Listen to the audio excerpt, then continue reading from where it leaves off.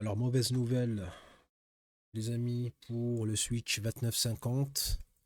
Donc, celui que j'ai ne prend pas en charge le SSH. On peut vérifier ça avec la commande SSH qui n'existe pas.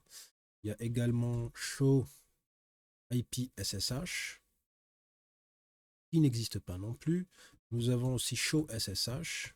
Elle n'existe pas. En mode configuration, la commande qui génère la clé RSA, donc crypto, ouais, donc n'existe pas non plus. Donc d'après mes recherches, c'est un problème lié à la version iOS installée dessus. Donc on peut vérifier la version iOS avec la commande show version. Donc là on voit que la version c'est 12.1. Ça c'est pas un souci parce que c'est la version maximale que ce switch peut supporter. Là on va aller consulter la mémoire flash. Là on peut trouver le fichier lui-même, donc le fichier binaire, l'image de l'iOS. Son nom ici, E6Q4L2, bah, d'après mes recherches, il faudrait qu'il contienne la lettre K, parce que c'est la version qui prend en charge le SSH. Alors j'ai parcouru Internet à la recherche de cette image et je l'ai trouvée, j'en ai trouvé une. Donc c'est celle-là, E6K, ouais, donc il y a la lettre K.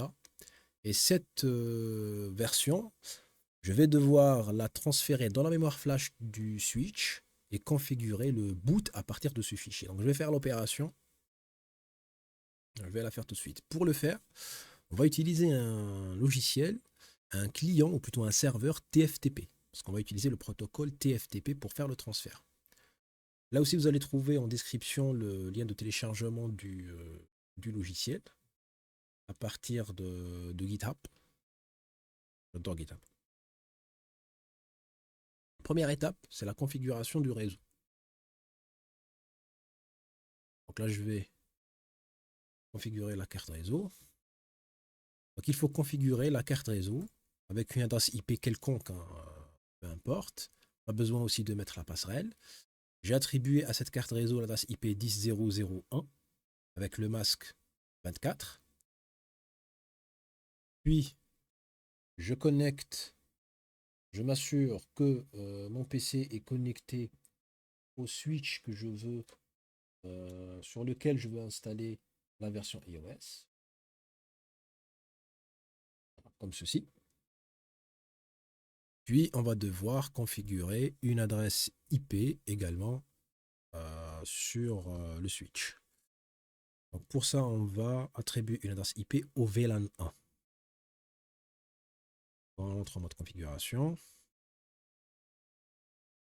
Interface VLAN 1, IP address. On va lui donner une adresse dans le même réseau, sur le même réseau que le PC. On n'oublie pas le masque. Parfait. Un no shutdown. C'est fait. State up, super. On peut toujours vérifier avec show IP interface brief. Voilà, donc c'est up. L'adresse IP est définie. On peut même vérifier que ça fonctionne avec un ping. Je peux pinguer mon PC. Donc 10.0.0.1. Voilà, success. Super, ça fonctionne. Maintenant, à partir du PC, on va transférer le fichier. On ouvre le logiciel, TFTP. On spécifie le répertoire là où se trouve le fichier binaire. Donc dans mon cas, il est dans le répertoire documents, puis Cisco. Cisco. 2950. Parfait. L'adresse IP 10.0.0.1. Super. Donc là, la configuration au niveau de ce petit programme est faite. On revient sur le switch. Là, on va utiliser la commande copy. Et donc copy, à partir d'où? À partir du serveur TFTP. Donc TFTP, le point double slash, adresse IP du PC, slash, et là, on ajoute le nom du fichier. Le nom du fichier .bin. Voilà qui est fait. Puis on va lui dire où copier le fichier. Là, elle va devoir le copier dans la mémoire flash. Donc, je vais juste mettre flash de point, c'est tout. Je fais entrer. Il me demande si je veux garder le même nom. Je dis oui. Et voilà, le transfert est en cours. Je reviens sur l'interface du logiciel.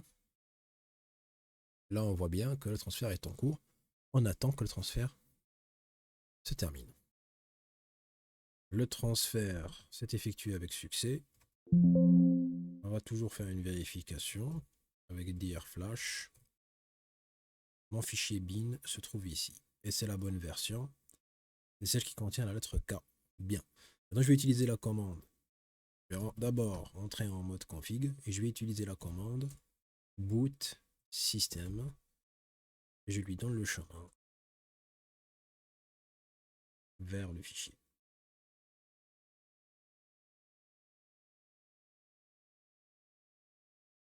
Je retourne en mode privilégié et je fais un reload.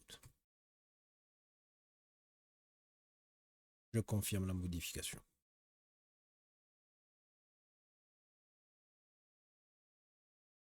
Maintenant, l'image iOS est en train d'être décompressée et installée. L'installation et l'initialisation de la mémoire flash s'est terminée avec succès. On peut vérifier maintenant avec show SSH. Et là, vous voyez, j'ai une réponse. Je peux aussi faire show IP SSH. Ah, maintenant, ça me dit que le SSH est désactivé, que la version est 1.99. Il me demande de créer une clé RSA. Alors, je vais rentrer en mode configuration pour voir la commande crypto. Là, on voit bien qu'elle existe. Donc, crypto key, generate RSA. Donc voilà, j'ai terminé la mise à jour. J'ai fait ça pour mes deux switches 2950. Et maintenant, le SSH est supporté.